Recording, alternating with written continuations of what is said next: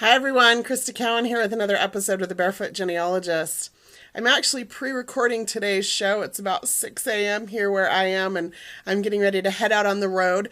I'm heading to Burbank, California, where I will be attending and presenting at the Southern California Genealogy Jamboree. So if you live in or near the Southern California area and are planning on attending that conference, please stop by the Ancestry.com booth and say hello. I would love to meet you. If you live in the Southern California area and are not planning on attending the conference, I would encourage you to do so. There's some excellent classes and speakers lined up, as well as a free exhibit hall. So you can either pay to attend a day or more of the conference, which runs Friday, Saturday, Sunday this weekend, or you can just stop by the exhibit hall for free, check out some of the vendors, books, maps, Ancestry.com, of course, will be there, and hopefully, again, you'll stop by and say hello.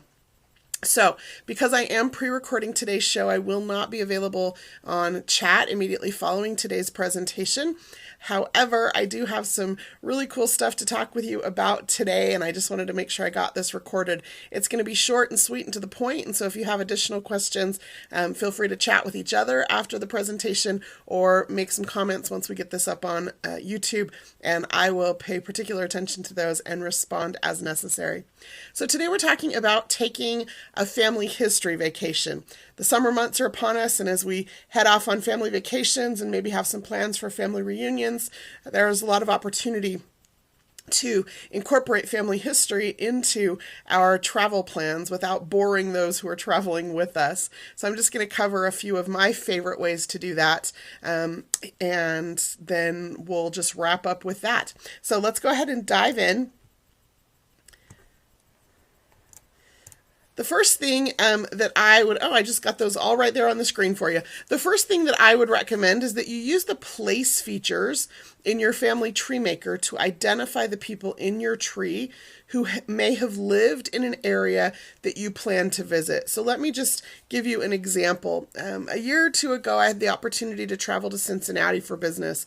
And as I was on the plane, actually, on my way to Cincinnati, it occurred to me that I had never been there and did not know if I had any family there. So I simply went into my family tree maker software with the information that I've got loaded into my database here. And in Family Tree Maker, there is a Places tab up here at the top. And so I can click on that, and then I can filter here by location, or I can browse to a specific location in my Family Tree Maker software. And so I browsed my way to Ohio, and then you can expand that, and it shows you all of the counties in Ohio. And then I scrolled my way down to Hamilton County, which is where Cincinnati is located. And then from there, selected Cincinnati from the list of cities in Hamilton County, Ohio. And so when I got there, I realized that I had 3 people in my database who had some fact or life event or census record, something in Family Tree Maker, something in their timeline that was associated with the city of Cincinnati. And one of them happened to be the older brother of my great-grandfather. And so as I pulled his record up, I realized that he was actually born in Cincinnati, which means my great-great-grandmother lived there at one point. And so then I went into Family Tree Maker here in my notes, and sure enough, they lived there during the 1900 census. And so then, armed with that information, I came into Ancestry.com, and we actually have a database that I love that you may or may not be aware of yet. It is our U.S. city directories. They run from 1821 to 1989, and if you look over here at this record count, there are more than 1 billion, that's billion with a B, 1 billion records in that particular database. So I came in here to this particular database, and you can actually search just directly, or you can just come over here and peek and see this browse lets you peek to see what's available. So I was able to peek in here and see Cincinnati, Ohio, and sure enough, that time period when my family would have lived there is included. So I came back over here and I typed in the name of my great-great-grandfather, and I'm going to put that he lived in Ohio, and I'm going to mark that exact. And I could put a year range if I want, or not. I'm going to put in his wife's name, and then just do a search and see what comes up. And sure enough, here they are in an 1898, 1899, and 1900 city directory for the city of Cincinnati. From that, I won't take the time to click through to those images. I'm running on a wireless connection and it might take a little while to load those images. But from there, I was able to identify both their home address and the business address where Park became the president of a printing company on Toledo. And so now I had two addresses. So once I landed in Cincinnati, I checked into my hotel and things got rolling with the conference. And then I pulled up a Google map and plugged those addresses from those city directories in. And it turns out that they were just 2 blocks from the hotel where I was staying for this conference. So, of course, I took the opportunity to walk over there and spend some time looking at the building that they had lived in, walked from that address to his business address. That building, unfortunately, had been torn down, but was able to kind of walk the route that he may have walked each day to work. It just was a really meaningful thing for me to be able to kind of walk in their footsteps. Just one evening of a trip that I already had planned for business, because I was able to use that place feature in Family Tree Maker to figure out who lived where I was already going to be. So I would encourage you to maybe spend some time with that in Family Tree Maker. It's a really great way to just kind of map out where your ancestors lived in the areas that you might already be visiting. Now, the second suggestion here is for those of you who have children or grandchildren or nieces or nephews who might be traveling with you or who might be visiting you. One of the things that I have loved since I was a child was cemeteries. The history, the richness, the artwork. I mean, there's just some amazing things about cemeteries. Well, several weeks ago, a few of my nephews came to visit me here in the town that I live in. And it's interesting, I was not raised here. I was raised in a couple of different states, but I now live in the town that my great-grandmother was born in. Just kind of a happy coincidence. And her grandparents and great-grandparents are all buried in local cemeteries. And so my nephews had showed a little bit of interest. And so I prepared some information, and one afternoon while I was at work, my sister took 3 of my nephews, they were their ages 9, 7, and 5, down to the local cemetery to find these tombstones of these great-grandparents. Now, it wasn't that I didn't know where they were. I did know where those tombstones were. I've already taken pictures of them. However, it was an opportunity to introduce family history into their vacation. It was their spring break that they were here visiting their aunts. And they were thrilled. My sister gave them information, just a last name, and they went on like a little adventure through this section of the cemetery where she directed them to, trying to find the names of these great-grandparents, and they loved it. Not only that, the 9-year-old started calling out other names. He said, "Hey, here's somebody else with that same last name, and here's somebody else with that same last name." And my sister was on text messaging with me, asking me who these people are, and I ended up calling them while they were there in the cemetery, and they're walking around with the speakerphone, and I'm explaining to them that these other people are cousins and aunts and uncles and other, how they're all related to us. The 7-year-old nephew was doing the math. He's kind of a math genius. And so he was looking at the birth dates and death dates on the tombstones. And he would say, oh, well, this person was 53 when they died, and this person was 17 when they died, and this person was 24, and this person was 89. And, he'd get so excited as he did that math, as he just kind of walked from tombstone to tombstone.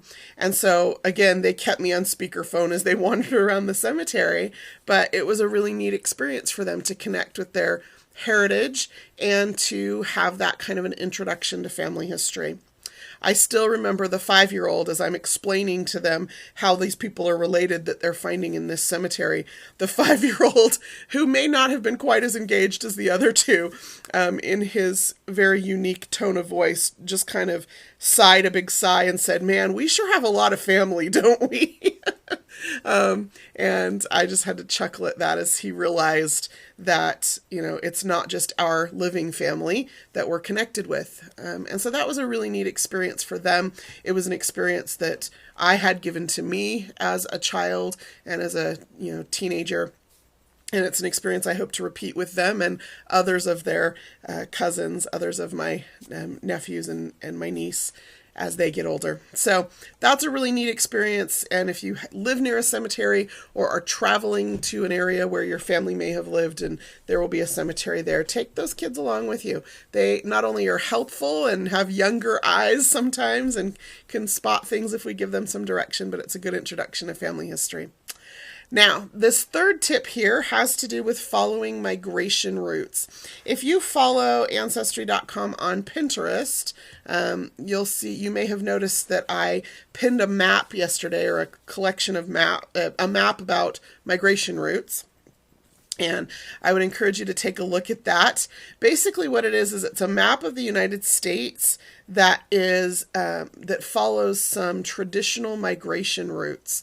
Things like the Appalachian Trail, the Oregon Trail, Route 66, some of those traditional migration routes that over time our ancestors probably took as they migrated from one place to another.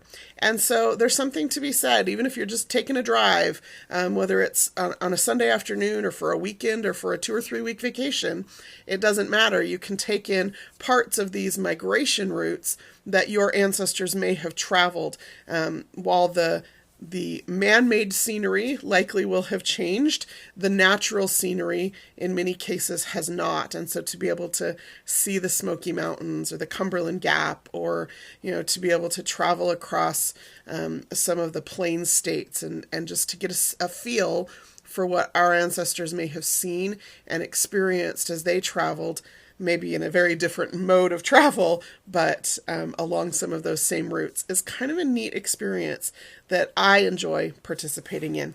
And so maybe you or your family will as well. So follow some of those migration routes. You can find that map again on the Ancestry.com Pinterest page. And if you just go to our pins, it's going to be one of the last pins there. If not, I think I've actually got a board there titled Family Vacations, which might give you some additional tips other than what I'm providing you with today. Okay, the last 2 tips that I'm going to provide you with today. One is just an encouragement to spend some time learning about the history of a place before you visit. Whether you're planning on visiting a family history location or not, oftentimes as we start learning about that place, we may discover a connection. There are a few resources available on Ancestry.com to do that, and I would encourage you to take advantage of them. The first is what we call our place pages. So when you're on search, in the search page, if you scroll down past that search box, you're going to see a map. You can click on any one of those states on that map, or you can click through to other countries if you're traveling that far.